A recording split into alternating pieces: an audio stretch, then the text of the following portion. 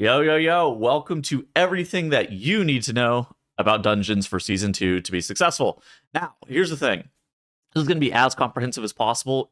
Realistically, I can only cover so much about every single dungeon.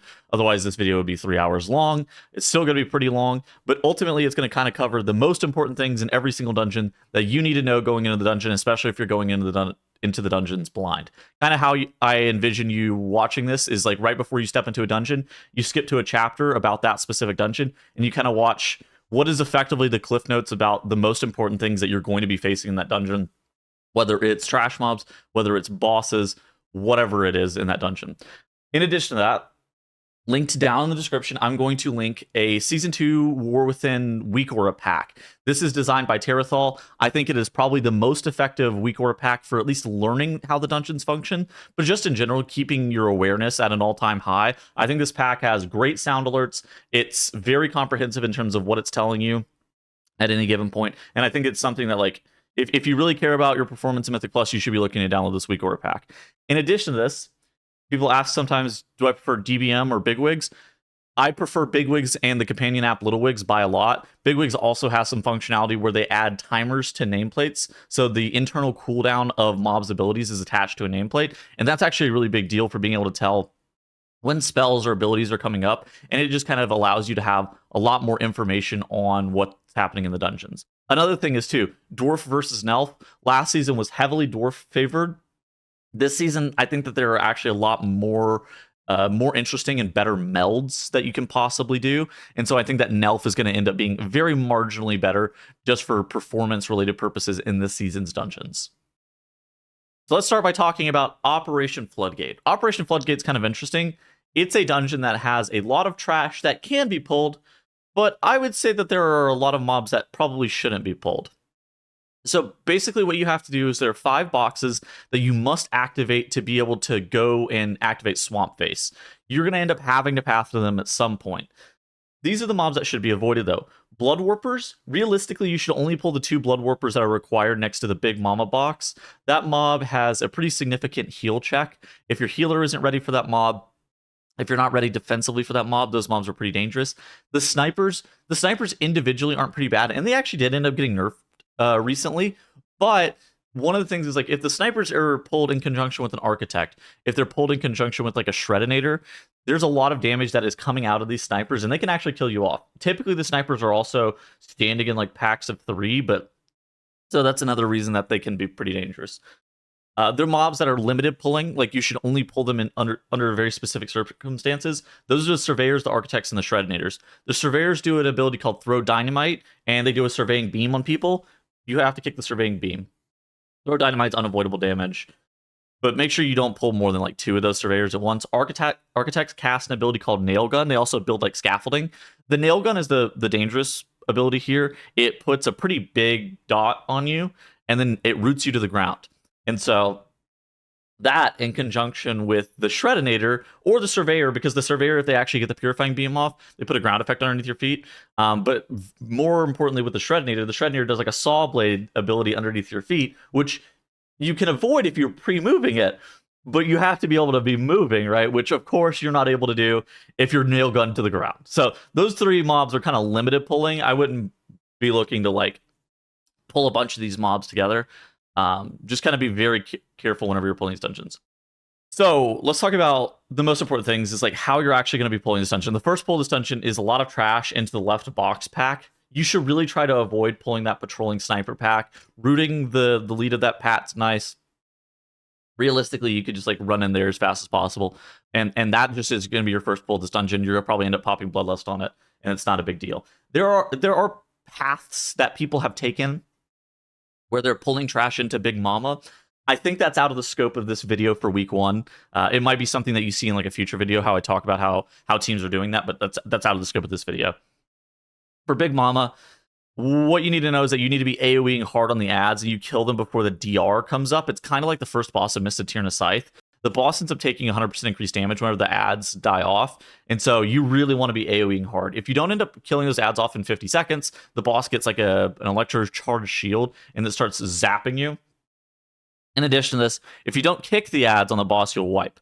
The best strat as well for this boss is kind of tanking it close to one of the walls and baiting the adds into the wall. That way, because whenever they do their ability, which forces them to move, that's baited on players, right? It has a min and a max range. It has a min and a max range on it as well, and so. But, it's affected by the terrain. And so if you use the terrain to kind of keep those mobs in melee, you're going to be able to have a lot better stacked cleave. There's a lot of specs that have really good stacked cleave, particularly a lot of the melee. Even specs like Fire Mage and like Destro Warlock and stuff like that have good stacked cleave, so you really want these ads to be as stacked up as possible. For the council fight, basically you run over the bombs with the lines. You're also going to get 2 circles on your character per bomb wave set that you can use to blow up the bombs as well. If you miss a bomb, depending on the level, it's probably healable. If you miss multiple, you're almost certainly going to wipe. Even if you miss one, you might wipe. But the circle on your character is also dispelled by the healer. So your healer shouldn't just like insta-dispel it. They should be like waiting to make sure that your DPS is in position to actually blow up the bombs with that circle. Swamp Face, the best advice that I can give for Swamp Face is immediately type in party chat, move left every time, stack on tank, right? And whenever you're like hard stacked is 5 and you're moving left together, you're going to be able to basically do the movement perfectly because you're vined to one another. You also need to DR the big AoE hit, and if you have any passive AoE healing for this fight, it's also nice. You are tethered to another player, so you have to be very cautious about this. It's not like the Sludge Fist tether. This tether, if you actually get too far, it like snaps you and meets you in the middle where the other players were. It's kind of like Clash from Monk. And if you get hit by a wave, you're probably going to die. They ended up buffing the waves this week. So, the dot gets you low, the big AoE hit gets you low, and then if you get hit by a wave, you're going to die. Okay, the final couple of things. Bubbles, mini boss. This mini boss hurts. There's an ability called Backwash. That should be looking for what you're DRing. That just does an insane amount of damage to all players. It's just a dot that gets put onto all players. There's also a triangle strat for bubbles, where basically all you have to do is move between 3 pre-assigned locations. We move in a triangle and like high-end keys on the PTR, and that allows the bubbles to despawn, the orbs that are spawned off the mini-boss to despawn in between every movement. And so that's triangle strat, optimal for this fight. Final boss has pretty big heal checks. So first off, the intermission, whenever the boss is doing those lines, the heal checks during that is pretty high. And then the Giga Zap, whenever that's put onto 2 different players, you need to be pressing a defensive on that. I've seen some weird stuff with like immuning. Like if you immune the first Giga Zap, whoever that's player's targeting, I've seen it like not get applied to the second player. There's something weird there with the Giga Zap. So I would be trying to play around with it. Try to play around with immunities and report back exactly how it works. I haven't been able to test it because I haven't been playing a bunch of specs that play immunities in this dungeon. But yeah, that's roughly how Operation Floodgate is going. All right, Cinderbrew Meadery. Cinderbrew Meadery actually has 2 profession buffs. They have a cooking buff and a flamethrower. The cooking buff is not that useful. It applies a slow to all mobs and players that are in the circle whenever you throw the cooking buff. But the flamethrower is really good. I would describe the flamethrower buff as like a healer thing. It's attached to engineering. It does 1% of the mob's HP for 4 seconds, and then it does a 5-second disorient. Very good for the healer to be just passively picking up. The problem with it is that it's a channeled ability, and so that's why it's kind of seen as a healer ability. You also aren't like holding on to it for like a significant period of time, but like your tank's not going to be able to do it because you can't like block while channeling and stuff like that, right? So it would never be like a tank ability. So those are the kind of the most important things. Another big trend in this dungeon is that there's a lot of bleeds on your tank, but we'll talk about those whenever we're talking about the specific mobs.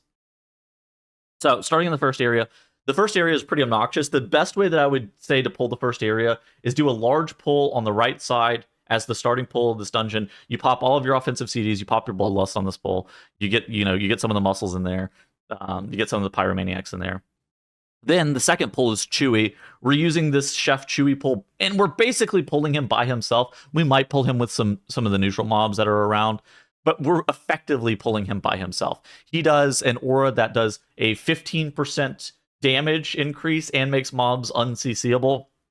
That guy is brutal. If you end up pulling him with like muscles or other mobs, you're probably going to end up wiping. And so that's why you want to pull him by himself. In addition to that, we're getting our offensive CDs back up. And then the third pull of the dungeon is the remaining trash that's on that left side of the room.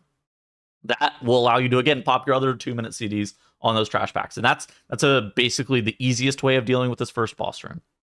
First boss has pretty steep healing checks. He puts barrels onto 2 players at a time, and puts a pretty substantial dot on them. And so you need to be looking to press a defensive every single time you get this dot. In addition to that, at 66 and 33%, he does a barrel run thing where he jumps to the very front of the room, and you have to deliver barrels to patrons that are in the room. The far right barrel in this room, I love to leave for the healer, because here's the thing with that far right barrel. That patron has to be fed the brew, and there's an ICD on actually clicking up a second barrel to go and do the run.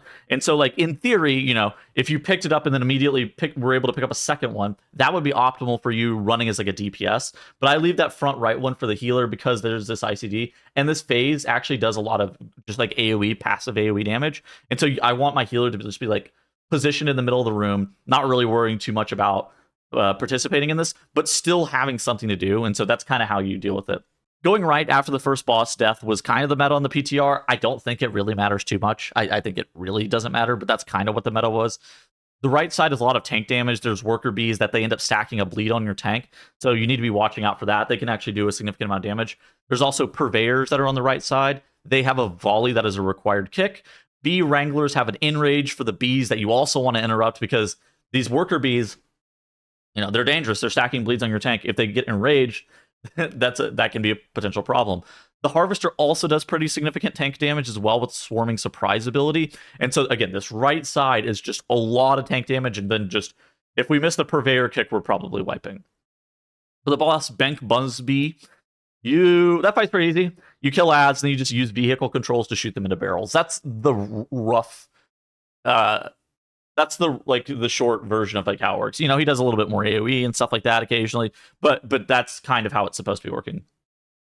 For the left side, there's scientists, which cast this barrel bomb NPC. It's not a totem, but it must be killed within 10 seconds. And they also have a heal that needs to be interrupted as well. So the scientists are pretty obnoxious mobs just in general. The pyromaniacs have a single target channel that you should also use stops or interrupts on to be able to limit the amount of damage that's being taken by the group. Hobgoblins, they're the big, I don't even, Coltern looking guys. Like, I don't even know if they're orcs, maybe. I don't really know exactly what the mob type is.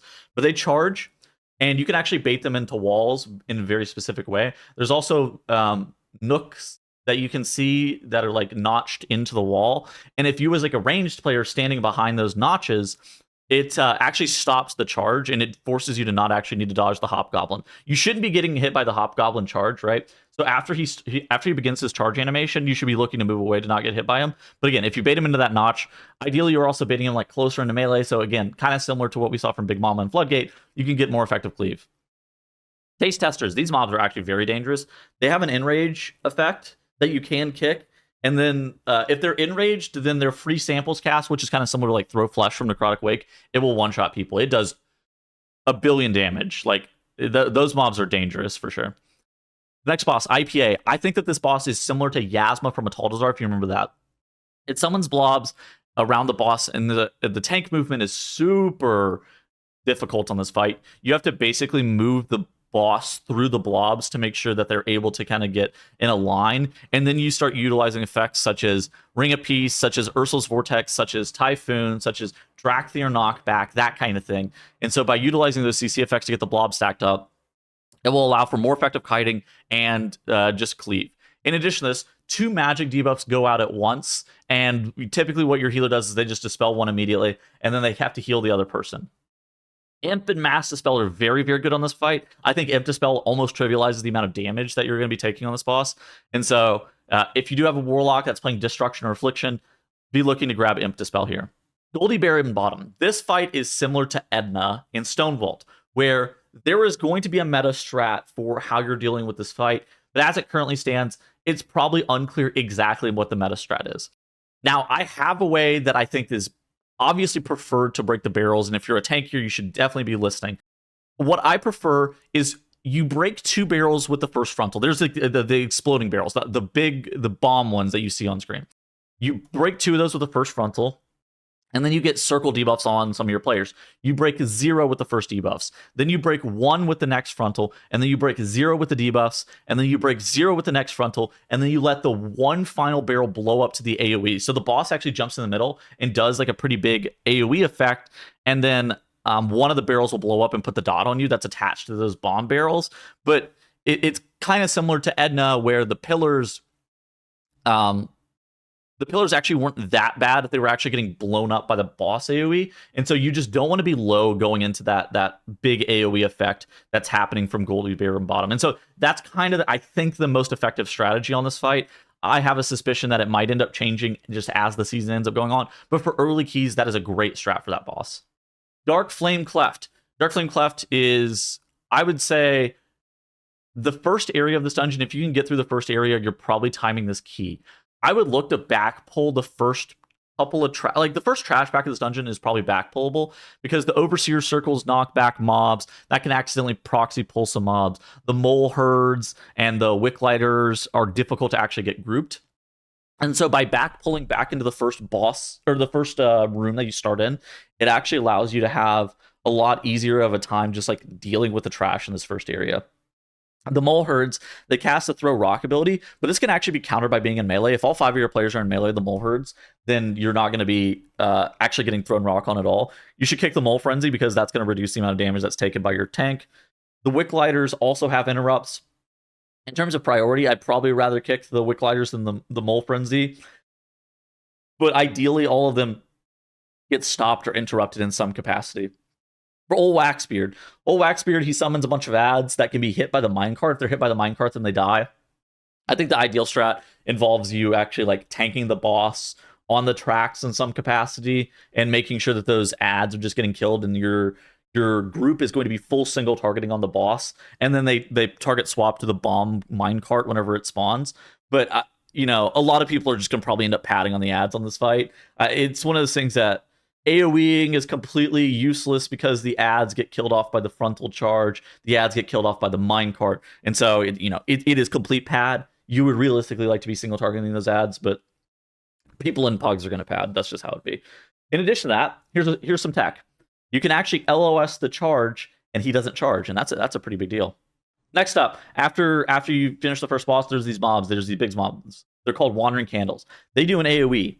This AoE can actually be ranged at 30 yards or LOS'd. And so a lot of the times people in the PTR were pulling probably like 3 of these, and there was an expectation that you would either be looking to range or LOS them in some capacity. They also do a ground effect, which can be a little bit of a problem.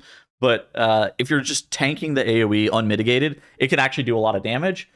But if you are able to like play around it, there's a really easy way of kind of dealing with these mobs just by themselves. Next up, we have Blazekon, which is a bit of an interesting fight. So the boss does immediately a large AoE hit, and then it starts off by lighting candles with ground effects that are on the ground.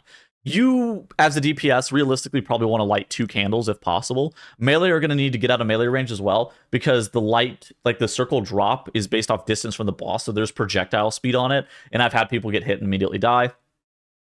You're going to also need to blow out the candles with the wind after that. And so that should be like a ranged or a healer drop. All 5 players get targeted with like the Gale debuff, and you can kind of see where it is approximately coming out of the boss. As a ranged DPS or a healer, you should be looking to hit one of the candles with it. If you don't hit one of the candles, you're going to end up wiping, and then you just get into the safe spot, and then you're going to rinse and repeat those mechanics where the boss is then going to do a large AoE hit again.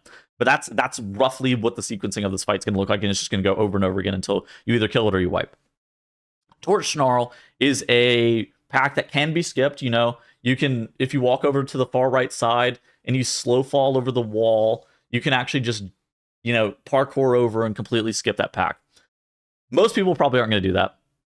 Most people are going to have to deal with this boss or this mini boss, and he does an ability called Headlock, and then his companion then will breathe fire onto you.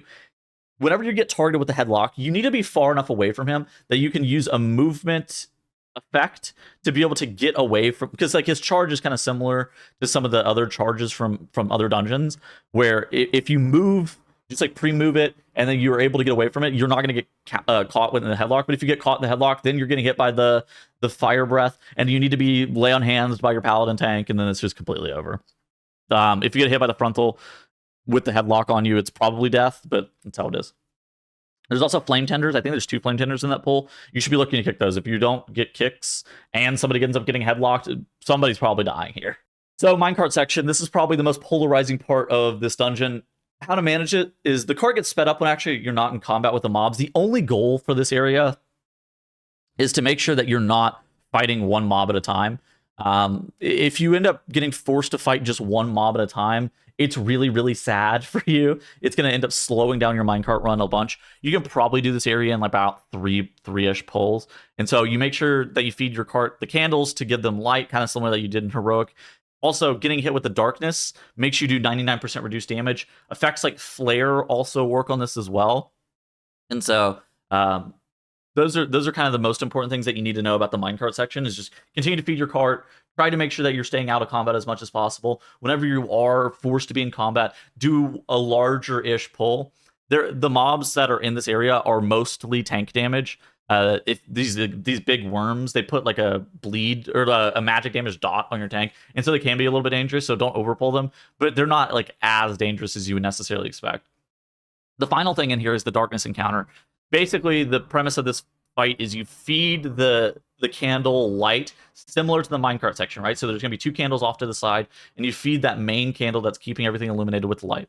You move the light from the frontal. You can also meld the Shadow Blast ability. If you don't have access to meld on the Shadow Blast ability, you can actually just go walk over and pick up a candle as well. Hunter Flare is also tremendously good on this encounter because the Hunter Flare can actually bait the frontal on it as well. Additionally, if your candle ever dies, then you'll end up getting a 5% haste reduction and a 10% increased damage taken debuff. The boss also periodically does a large AoE with the Eternal Darkness it cast that drains, I would say, around 60 to 70% of the light. So what you want to do is, like, while the boss is casting the Eternal Darkness cast, you just have somebody standing on the side getting ready to feed it the light, and like after like the first like 2 ticks of that Eternal Darkness cast, you just immediately feed the boss the light, and it's totally fine. Priory of the Sacred Flame is a dungeon that I felt like I was going to be over talking about what was going on, but it's also by far the hardest dungeon of the season, so I think I'd rather overemphasize what's going on in this dungeon than underemphasize it. And the first thing you need to know is how Captain Dalecry and his mini-bosses work. All right, let's take a look at 3chest.io for Priory of the Sacred Flame. Before anything as well, there is a well that's in the middle of this area. Priests and Paladins can actually collect a buff that does, I would say, probably about 0.5% of everybody's damage in the dungeon, so it's, you know, it's pretty negligible, but it's not the least important thing ever. Now, talking about mini bosses here, we have Suleiman, we have Damien, and we have Amina. Suleiman is a mob that basically just does AoE damage with the Thunderclap. Typically, you end up playing it with some of the trash that's in the courtyard area. Whenever you kill off Suleiman, it summons Chainmail, and Chainmail ends up running down to where you are. Chainmail is typically done with like sharpshooters and lynx pulls. Tends to be something looking like these kind of mobs together whenever you're looking at Chainmail. Now, what you need to know about Chainmail is that these links, they do this leap, and I'm going to talk about it in a second. They kind of have a similar mechanic where she has a lunging strike that puts an AoE bleed on people. Now, she does prioritize ranged with this lunging strike ability, so you need to make sure that you're not standing in melee as a ranged DPS. It is very, very important. Then we have 2 other mini bosses, Damien and Amina over here. So Damien, whenever you kill him, he summons Emberlands. And Amina, whenever you kill High Priestess Amina, it summons Dual Maul. And you basically are going to be fighting Dalecry with 1 mini-boss just in general. The meta strat is to go left. The reason that you end up going left is because, and if you right-click Dual Maul has some abilities. The most important ability here is this Ember Storm. The Ember Storm puts avoidable AoE ground effects on the ground. And so you have to watch out for those. Now, Dalecry has one of his main abilities is Savage Mauling. Whenever Savage Mauling is going off, that's something that whenever it's in conjunction with Ember Storm on the boss, it's unavoidable. Thus means that you have to go to the left side. Otherwise, if say this interaction ends up getting removed in the future, you're probably going to want to start going right, because Emberlands does unavoidable AoE damage from a Holy Radiance ability. It's the boss is doing some AoE damage as well. Also, Damien is just a much easier mini boss to kill than Amina. So there's reasons that you would prefer to go to the right side, but with the chance that somebody can just get one shot 100 to 0, just in general, everybody's should be looking to at least go to the left side and kind of deal with some of the trash right there. And that's roughly how these mini bosses are working in this dungeon. In addition to that, the first pull of this dungeon, now we're starting to talk about the first pull of the dungeon. The first pull of the dungeon, you're susceptible to accidentally over pulling this, but you should be looking to probably pull like 2 or 3 packs together. The footmen have an ability called Defend. This cast is completely free. These mobs are completely free count. The only thing that you need to do is stop the Defend cast with any AoE CC. Any AoE CC works on them, so you should be looking to pull them as frequently as possible. Sharpshooters are annoying archer mobs that disengage around a lot. They also cast traps on the ground that can root you. The knights are the most dangerous mob. They do an interrupting shout that does a large amount of AoE damage. It can be LOS'd, but like where we're tanking these mobs, it's really difficult to LOS. So try to mitigate the maximum number of knights that you're pulling together. I would say maximum of probably 2. Those pulled with a bunch of sharpshooters, that's really how you start to become and get into trouble. If you end up accidentally pulling it with the mini boss, say you pull it with Suleiman, we're in uncharted territory and we might be wiping here because he does like a thunderclap AoE, and so a bunch of AoE effects together are going to be potentially wiping us. The links. So Chainmail has a targeted bleed ability called Lunging Strike. The links, very similar ability where it has pounce, and they're like the cats in Court of Stars, where they pounce. But similarly to the cats in Court of Stars, they could be hit with Typhoon midair, they could be gripped back by Ursula's Vortex, you could bait them into a freezing trap, you could just outrun them with movement speed effects, assuming that you're at range. But the links also notably only jump on ranged players. Do not be in melee as a ranged DPS or a ranged healer. If you're in melee and you get your group pounced on, you're probably wiping. Similar to Chainmail.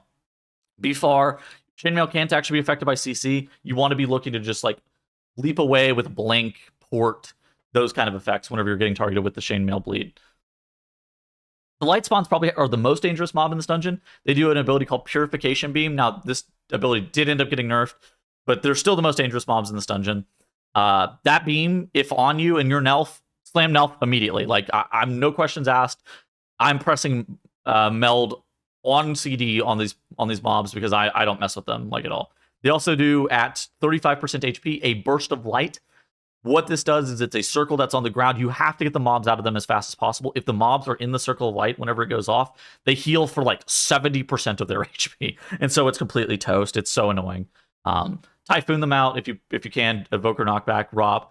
But this is a lot of it's on your tank. Just knowing that the burst of light's coming in to move the mobs. I kind of talked about Darkrai already. So moving past that boss, we have the most important mob, which is in the second boss here. They're the Paladins. They cast an ability called Divine Toll. And this toll just does a large amount of AoE damage. I probably wouldn't pull more than 2 Paladins at once.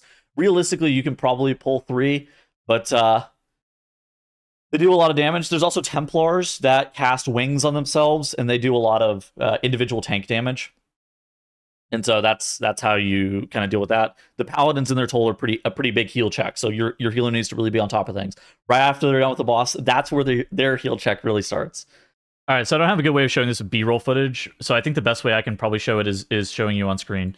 So the hammers, you'll see they come out, and then they start spinning, and they get larger in a circle. What people and pugs are going to probably try to do is they're probably going to try to tank Brawn Pike inside the middle of these hammers and force your melee to like move into them and stuff like that. And if you end up getting hit by a hammer, it's a problem. The best way I could describe of doing this boss is we start the boss right here. We take the boss to this side of the room, and then once we drop, like after we drop the hammers, we start moving the boss to the side of the room. Then we drop the next set of hammers, then we just move the boss back. And the best thing you can do is just do large moves back and forth. That way your melee DPS can have 100% uptime. Like you see on the screen right there, we drop these hammers here, here, and here, and then we immediately start moving the boss this direction. Kind of the same thing works whenever you end up getting the shield. Whenever the boss is in wings and you have the shield that goes out, everybody as well is going to get like one of the shields on them. And then again, similar thing, big move. Just make big moves with the boss over and over again. And that's the most important thing that you need to know about this boss. In addition to that, there's a Sacrificial Pyre, which is a soak that's on the ground.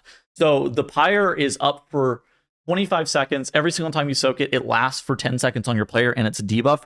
Realistically, DPS, you can't soak more than 1 stack of the pyre. Some DPS probably shouldn't soak any, depending on how tanky you are. Of course, if you're a DPS Death Knight, you could probably soak 2 or something, but realistically, if you're a DPS, you should be looking to soak minimal amounts of these. This is a very dangerous tank fight, because the boss casts wings on himself and does a lot of damage. There's these shields that also are cast as well. And then the Sacrificial Pyre magic damage dot is very dangerous on your tank. Realistically, you can get 1 stack, let it expire, and then get the remaining 2 stacks on the Sacrificial Pyre, and then you'll be totally fine. Now, we're in the last trash area, which we thought the rest of this dungeon was hard. This is the hardest part of this dungeon. You should be looking to backpull this trash area like it's a Cataclysm dungeon. If you end up body pulling the patrol, if you end up accidentally bonus pulling some mobs, that's the position of which we step in where we start to wipe. The mobs that are in the final trash area are very, very dangerous. There's a lot of casters that we've already seen in other areas of this dungeon, but they're all backloaded, right? So we have light spawns, we have priests. These priests cast Greater Heal and Holy Smite. That's pretty easy to understand. There's also mages with Fireball and Fireball Volley. So there's a ton of just casters that are in this area. So back pulling, getting the mobs grouped, and then throwing AoE effects on them is certainly optimal. Also, I didn't mention this with the Paladin earlier, but the Paladins have a Consecration effect. This used to be a ground effect. Now it's basically just a circle that you need to get out of. And so effective kiting with the Paladins that are in this room is also going to be a pretty huge deal as well. There's additionally light spawns, and so we're going to have to be even more diligent about our kiting just in general. And so taking this area slow is a huge deal. Brawn Pike is a mini boss that has to be pulled before you can pull the final boss.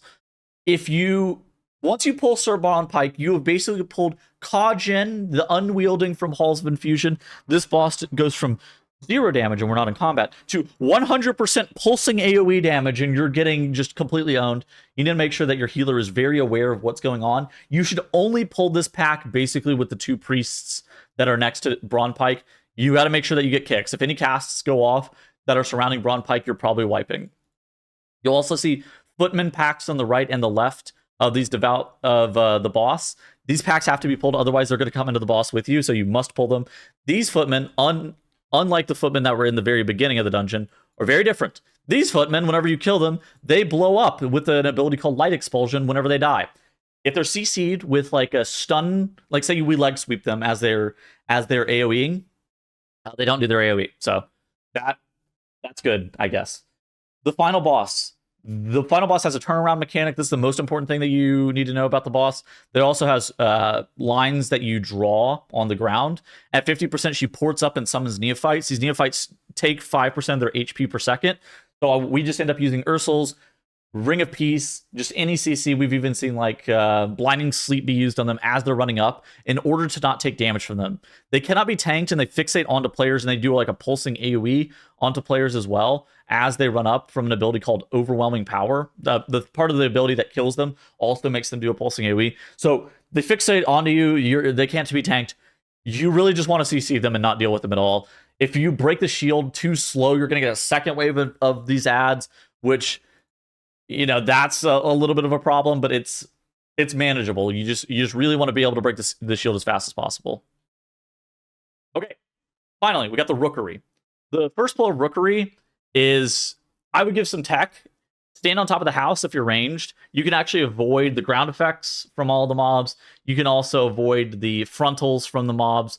Do not pull the Void Rider off to the left side in the first pull of the dungeon. We're bloodlusting this pull, so realistically, you could pull the Void Rider. We just don't need the count from it, so don't pull it. The first boss room, the best advice that I could give you for pulling this area, I would double up on Void Riders and Storm Rooks whenever you have big offensive CDs.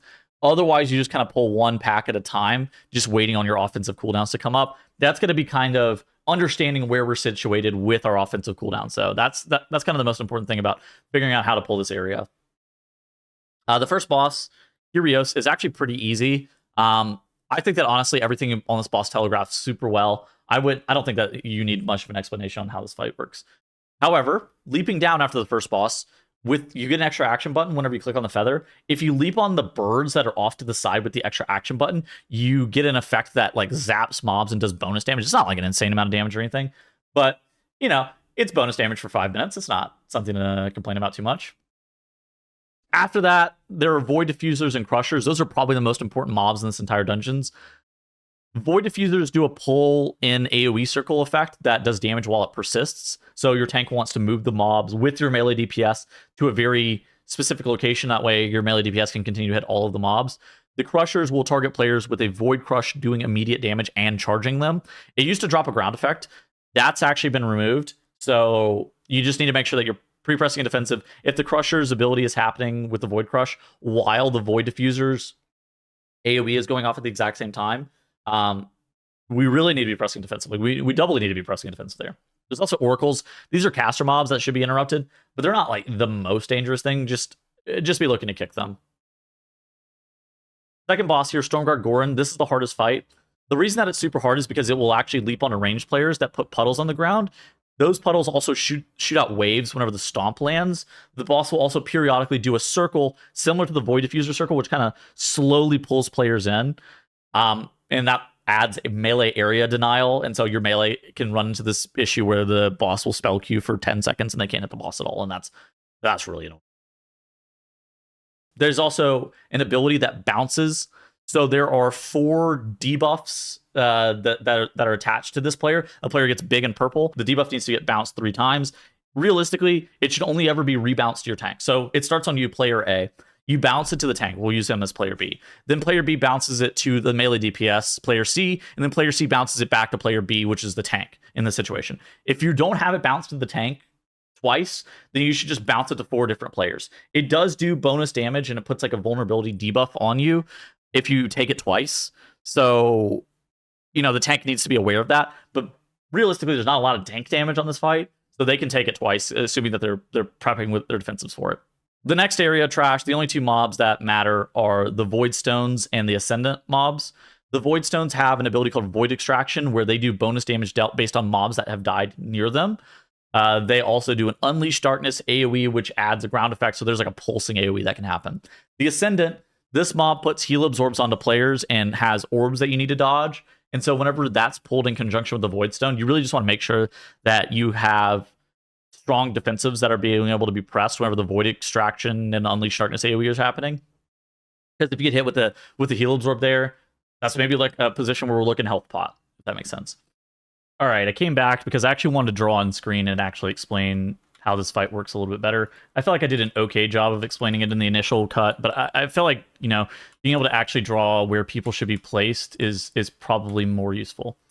So right off the bat, the placement and where everybody's standing is like a huge deal. So realistically, we want player A over here. We want range DPS, any range DPS standing right here. We want player B standing right here. And then we want the healer like right here, right? And so then we'll put the tank right here. The tank's main job is purely to shoot the beam, right? They get a tank buster beam. Their only job right here is to actually make sure this beam doesn't hit any player. For the range DPS, the healer, player A and player B, they're all 4 going to get a circle debuff on them. Whenever they get the circle debuff on them, their job is to then walk over the pillars that spawn and break those pillars. By breaking those pillars, then you are going to basically not have an add that spawns. If you have an add that spawns, it does like a lot of pulsing AoE damage, and it's a huge deal. The reason that you're spreading out like this is, first off, the healer here has 2 dispels that go out at once. Another great imp dispel fight, by the way, because the imp is able to cover healing, but like it doesn't really matter. We'll talk about that in a second. So 2 debuffs go out. The healer has to have range on all these players to be able to dispel them. Whenever they get dispelled, they drop these purple puddles that are going to be on the ground. And so if the range DPS and the healer are too clumped up, it's going to be a little bit difficult. Also, the healer needs access to being able to get to this range DPS, and so they want to be actually just planted behind them. So player A and player B are dealing with pillars on their side. The healer and the range DPS are dealing with pillars on this middle section right here, and just trying to not clog up the middle if at all possible. I did this on my evoker, so it's a little bit scuffed. The healer's going to end up playing behind me, and I'm going to be playing up front. So me and the healer are going to have our roles reversed. But you see right there, we get knocked back. We get the circles on us. I'm going to go and break this pillar so the healer doesn't have to deal with it. Then the debuffs go out. I actually have one of the debuffs that's on me. It's going to be expiring in 1 second, and we're going to get purple puddles. And now we start the point of... Now we start the point in time where we start cluttering up the room. It looks like the other player that had the puddle was the Demon Hunter. The Demon Hunter immediately got dispelled, and now he's got this puddle that's cluttering up his side of the room as well. And so that's kind of what you should be looking at, right? Is making sure that you get the spells, make sure that players are in correct positions, and they're dealing with this fight correctly. on top of that, once you get the shield broken, the boss takes 100% bonus damage, which is a huge deal. Being able to maximize your DPS and deal 100% bonus damage to the boss is like a big thing. And if you end up not breaking the pillars and having an add spawn, instead of hitting the boss during the damage vulnerability, you're instead going to be hitting this add that's not taking 100% bonus damage, and so that sucks. Okay, so moving on to the returning dungeons, we have Mechagon Workshop. Mechagon Workshop, honestly, is one of the easier dungeons. There is a decision point that you have to make with the first room. Where is it? Are we doing all of it in one pull, or are we two pulling the first room? The most important thing is that you're kicking the bomb tonks. I would say if you don't have like a Moonkin or a Vengeance Demon Hunter in order to be able to AoE silence the bomb tonks, you probably should be looking to do this in like 2 separate pulls. It's not that much slower. It's a little bit slower, of course, but it's not that much slower. The first boss got a rework. The Platinum Pummeler now occasionally will put up the ability called Platinum Plating. You need to use a hammer to actually break the Platinum Plating. If the boss has Platinum Plating on it, he's taking reduced damage, and so it's like actually a pretty big deal that ends up getting removed. It looks like it's 33% damage taken reduced, and so it actually stacks up as well, so we have to be able to get it dealt with. The Platinum Pummeler also does periodic AoE that you're going to have to heal through. There's no mercy fixate flame jet thing. That thing is completely gone. No Mercy has Foe Flipper. It will also drop mines underneath players' feet. You can't see those in the middle of the room, so if you're staying in the middle of the room and you get hit by a mine, I'm telling you right now, you're warned. Be warned. The middle of the room also for the first pull. Don't stand in it. You're going to get hit by a ground effect, and you couldn't see as well. There's also Maximum Thrust from No Mercy, which dashes the mob across the room. If you hit the Platinum Pummeler with the Maximum Thrust, it actually takes a chunk out of the boss. It was taking about 25 million. I don't know if it scales with dungeon level or not, but it was taking about 25 million out of the boss whenever we were hitting it. After the first boss, the trash is a little bit different. There are Waste Processing Unit and Gunks. You end up pulling these together. The easiest way of dealing with them is whenever you pull them, you CC the Gunks twice, and then the Waste Processing Unit AoE will finish, and then the Gunks will then put the Heal Absorb on you. And that makes it so where that you never have the Heal Absorb while the Waste Processing Unit AoE is going off. That's the only way that you can actually die to this mobs, is if you're getting hit by the Waste Processing Unit while you have the AoE Heal Absorb on you. So CCing those Gunks twice will deal with them effectively. You could LOS the Gunk Heal Absorb. There's no real point. Just press 2 CCs. Any CCs. Leg Sweep plus Incapacitating Roar. That works. Bang. We also have the Junkyard Dogs. These Junkyard Dogs, they used to do like Metallic Bite on your tank. Now they put a bunch of dots on your players with an ability called Fiery Jaws. These dots can be dispelled with things like Imp and Mass Dispel. I would recommend if you're playing with a Warlock, you grab an Imp right before this. If you have Mass Dispel, ship that once you see players start to get like 2 or 3 stacks. Because if you get like a 2 stack and then refreshes into a 3 stack, you're going to be in a lot of trouble. You got to be a little bit careful there. For Cujo, there's very specific movement that matters a lot.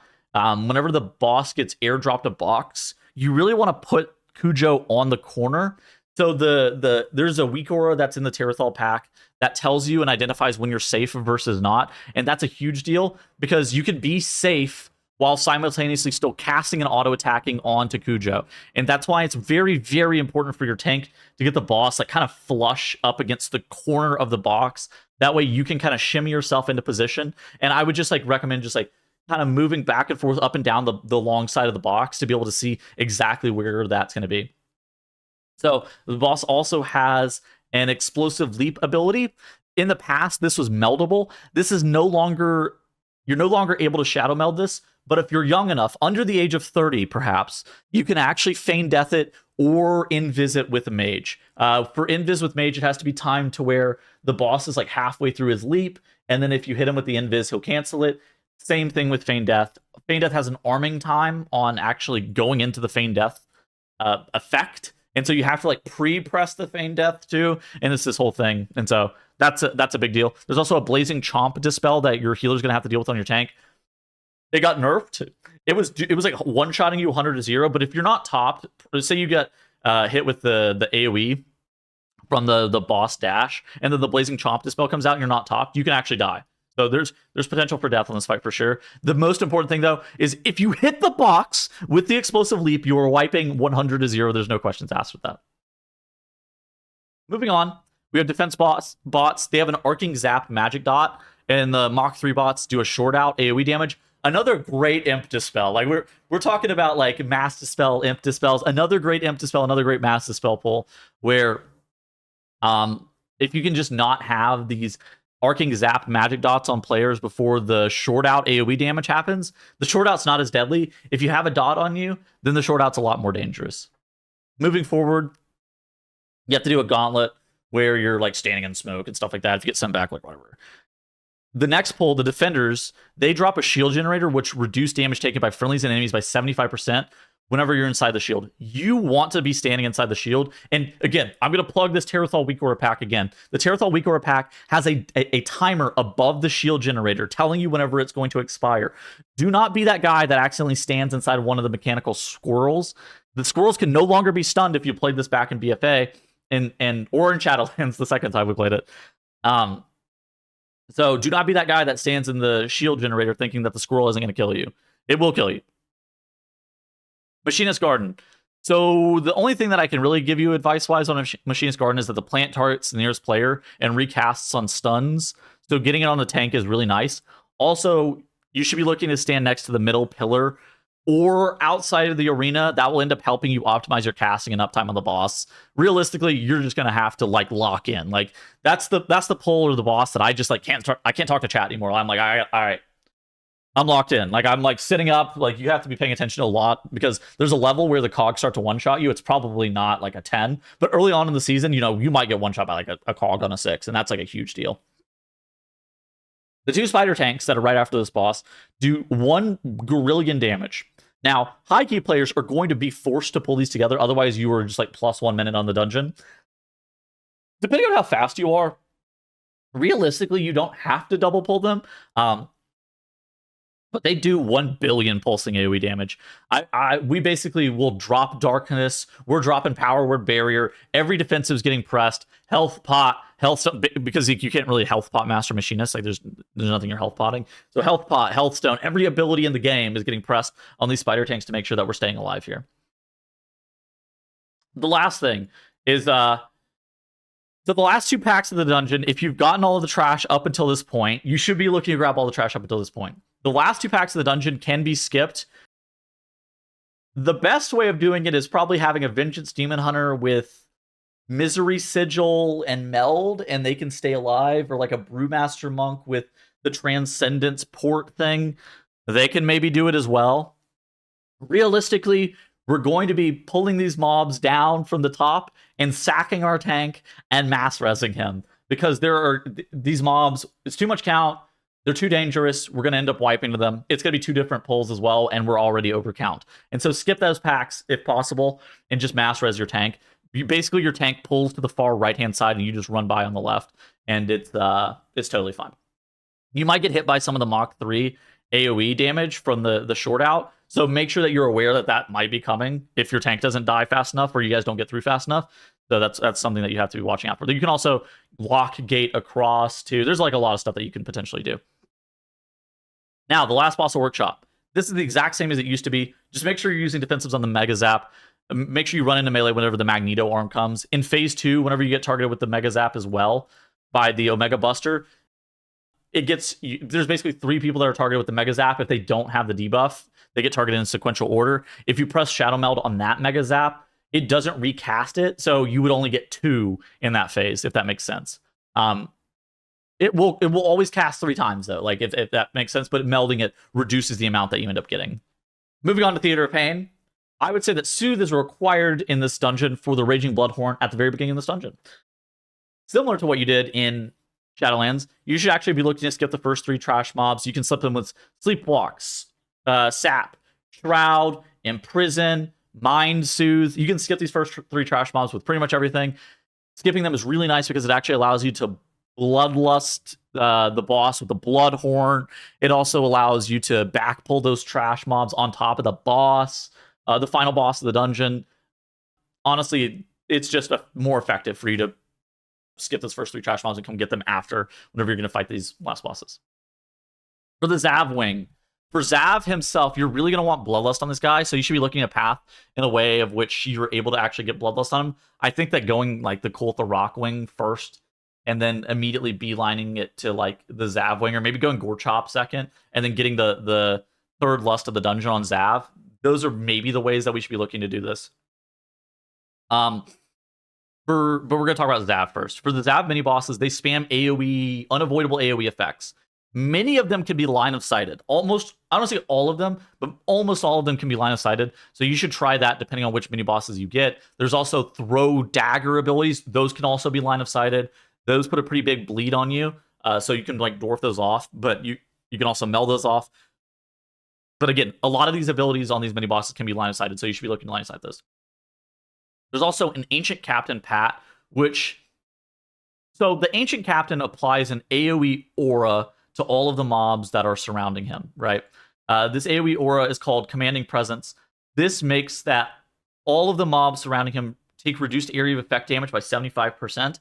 And so realistically, you should probably CC one of the Arbalists with something like a blind, something like a paralysis. Those mobs are undead as well, so maybe we could like shackle them or something like that. Let me make 100% sure. Yeah, they're undead, so maybe we could like shackle them as well. So you CC one of the Arbalists, we single target down the captain, and then we AoE the rest of the trash pack. That's basically what the preferred way of doing it is, because that way we're not getting a bunch of the bleeds, and we're not getting shot by the Arbalist while it's not taking damage. Because it does like a jagged coral bleed on you, and that's pretty dangerous. That's why it's just like not as useful, so you should be looking to skip it. There's also ways to skip the final mini-boss. I would describe that as very useful. Basically, what you do is you pop movement speed effects, like you see on screen here, I'll stamp roar, and then we'll just run all the way up to Zav, and if we're fast enough, we just won't get that mini-boss. It doesn't work if the mini-boss is pre-activated. If it's pre-activated, you can pull it to the side and like meld it off, and then like, or pull it to the side and die, and then mass res that player. You don't need that mob for count. It does give you a decent amount of count, but you don't need it, realistically, and it's just these mobs in this area are a pretty big time sink, and so you don't really need them just in general. Okay, moving on to the Gore Chop Wing. I would skip as many rancid gas bags as possible. There's one that's pretty much required, but if you pull any of the other ones, we're basically just like losing time. The Sludge Spewers, they require one 24-second interrupt on an ability called Decaying Filth, but on an ability called Withering Discharge, but they also have an ability called Decaying Filth, which does a pretty decent amount of bolt damage to you as well. In addition to that, there's a mob called the Diseased Horror. This is similar to some of the mobs that you saw in like Necrotic Wake, where it puts a meat shield on it, and you want to be like immediately kicking it to be able to reduce the amount of shielding that mob gets. It's like the old Vanguards from Necrotic Wake. It wasn't like the ones that we saw from last season. It was like the old ones. So that's like kind of everything that you need to know about those mobs. For Gore Chop himself, he summons these oozing leftover mobs every so often. If you CC those with root or para or blind or whatever, they actually take damage and they'll explode over time. They leap onto you and they do like a pretty significant amount of damage. And so dealing with those is actually like a pretty big deal. By CCing them, that actually allows you to get a lot more boss damage, right? A lot more priority damage, a lot more focused target damage onto the boss. So it saves you a lot of damage taken and allows you to kill the boss faster. So CCing those is pretty valuable. The Kultharok Wing, funnily enough, the Kultharok pull with all of the shackled souls and a Portal Guardian is not as dangerous as it used to be. It's actually a pretty, like, we were doing it pretty frequently on the PTR, even in like pugs. Basically, the most important thing that you need to know is that you need to run through an LOS the shackled souls into one singular pull. They will try to bind soul somebody, which is attached to a snare effect, so it can be shapeshifted. It could be kicked as well. It could be CC'd off. And so, like, just make sure that you don't get hit by the ground effect from the Kultharok, like AoE channel, as you're running across the bridge. But assuming that you're able to get through there, then you should be able to pull a Portal Guardian, CC the Shackled Souls, Bind Soul ability, and you're kind of chilling. Left versus right portal in the PTR after this didn't matter too much. I think if you have a Purge, you probably want to go to the right portal with the Bone Mages, because the Bone Mages start with a Bone Shield on them. And so Purge just makes them basically start with 30% HP. And so that's why that would be preferred. If you don't have a Purge, just go left, get a little bit more count. If you're playing a route, just don't listen to that. Like, it doesn't matter if you're already playing a route. There's a slight count difference between the two, but it's not like a crazy difference. If you have your Purge going right, yeah. If you have a Purge going right, it's probably preferred. Kicks on Soulbinders and Mages are actually pretty important. So Soulbinders do a Necrotic Bolt and a Necrotic Bolt Volley. The Mages do a Bone Spear cast, which one-shots players as well. So making sure that you get kicks on those mobs is like actually a pretty big deal. If you have like a Vengeance Demon Hunter, The mobs are pretty easy. The Portal Guardians also put up a shadow vulnerability. I didn't talk about this earlier. The Portal Guardians put up a shadow vulnerability, which is a curse dispel. And so if you have a decurse in your group, the person with the decurse should be looking to remove that almost immediately. Both Rock, though, got reworked. Now there are orbs that are spinning around the room, and there's pulsing AoE circles, and you... Okay, so it says in my notes, stack up for the ad drop. They actually changed how this effect works. Now, whenever the ad drop is actually happening, the ads spawn to your nearest side wall.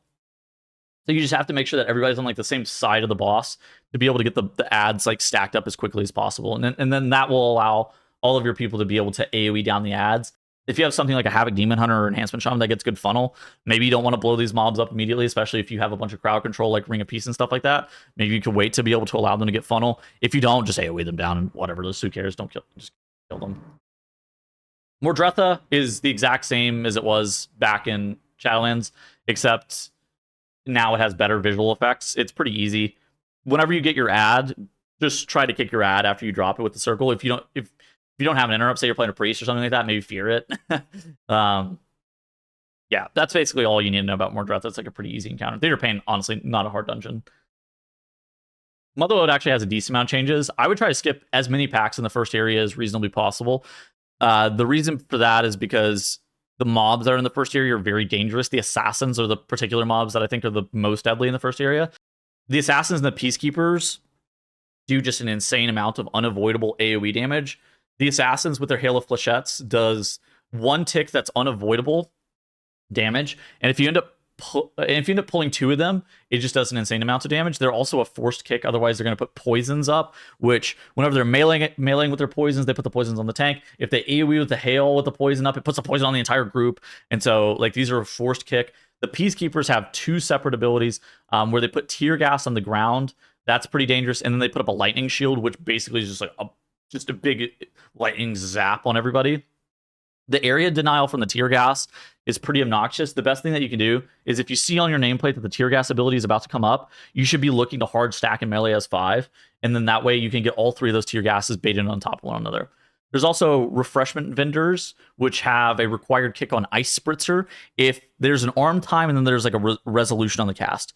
If the resolution on the cast happens, then somebody's getting ice cubed until that mob gets either CC'd or kicked. And so that's pretty bad. Realistically, you just want to kick them before they get stunned. Getting stunned middle of your cast is pretty obnoxious and can result in a pretty big damage loss, or it could get you stuck in the tear gas potentially as well. The mech jockeys in this area, we should be pulling 0 to 0 of these. They have an invisible grease gun cast that does unlimited damage and it hits random players. So that in conjunction with like the assassin hail of flechettes or the peacekeeper AoE, that's how we die. And we die seemingly randomly to untelegraphed damage, and that feels really bad. And so there's ways, and that's one of the big things and one of the big reasons that you should be looking to skip that stuff. A lot of high-end groups are only 2 pulling the first area of Motherlode by pulling substantially more trash later. And so that's probably what you should be looking to do in your groups as well. You basically just skip around the left side like you see on screen here. The Platinum Pummeler. The Platinum Pummeler, basically you just move the boss away from the coins for the coin magnet, and then you kick soccer bombs into the boss. You should be delaying 1 for maximum uptime on the increased damage taken. It's not like that big of a deal. The trash that's after the Platinum Pummeler, though, is pretty dangerous. The Extractor does a decent amount of damage done to your tank. He puts up a bleed. I think it's like Puncture, I think is the name of the bleed.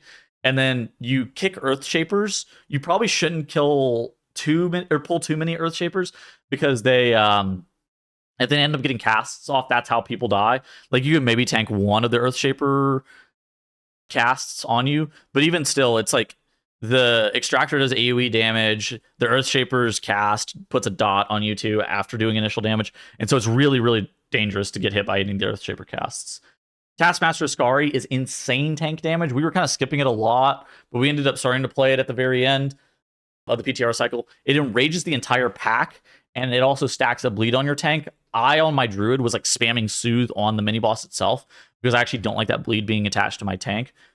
Evoker utility completely counters this pack, though, so you should be looking at talent like Overall. You should be looking to cleanse the bleed off of your tank on this pull as well.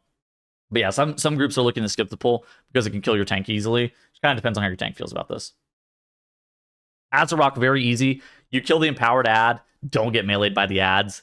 That's pretty much it. you're going to be looking at AoE most of this encounter. Whenever they have adds and power, though, you should be like hard target swapping to it. I don't say you need to necessarily be single targeting it. You probably should be cleaving a lot, but you're going to be like, we're pyroing into it if we're on a mage, right? We're hitting it if we're on a rogue, like that kind of thing. Alchemists. Alchemists put, so in the next area of trash, alchemists put poisons on the player, and they cast a transmute ability which can goo somebody. You should kick the transmute. That's a pretty big deal, you know. If somebody ends up getting polymorph for an extended period of time, that's a lot of trouble. Now, it is a magic effect, so it can get dispelled, but it also can go on your healer, and so if it goes on your healer, then you're probably battle resing them or they're running back. Next up, we have the masterminds, or as we call them, the evades. They cast ground silence effects, and they also have a mind lash channel beam. You can meld the mind lash channel beam. They basically just do a decent amount of damage with the mind lash. That's all they're looking to do. This, in conjunction with the weapons testers, that's kind of how you can potentially die here. Also, you're getting ticked down by the poisons that are from the alchemists. The weapons testers have a single target hit with like an ability called Echo Blade.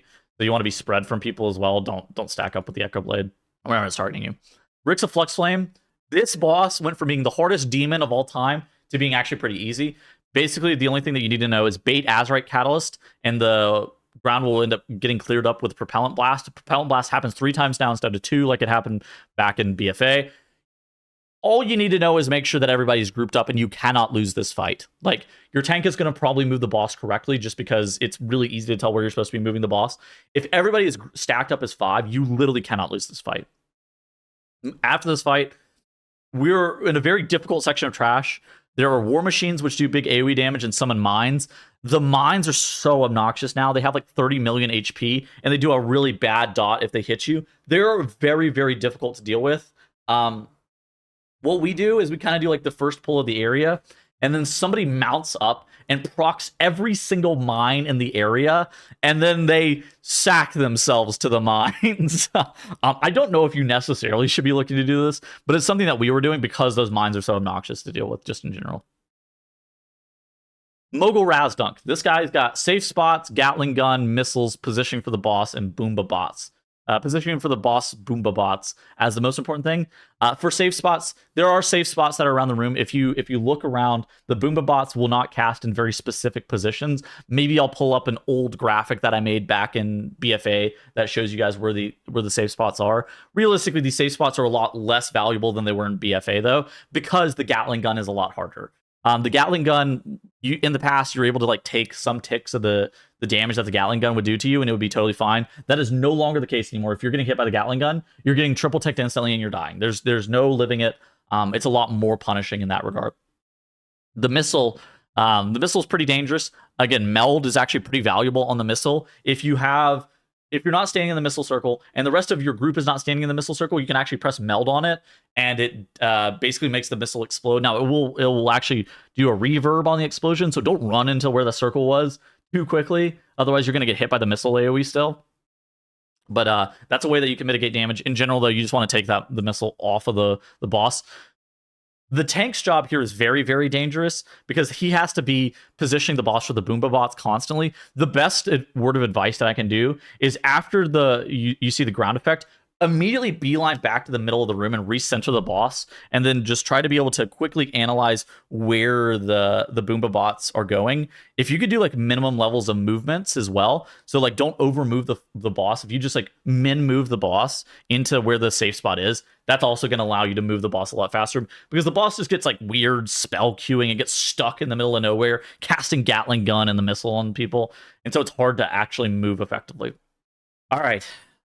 That's all 8 dungeons. This took me an hour to record. Now it's going to take me about probably 5 hours to edit and fish up all the footage that is required for this video.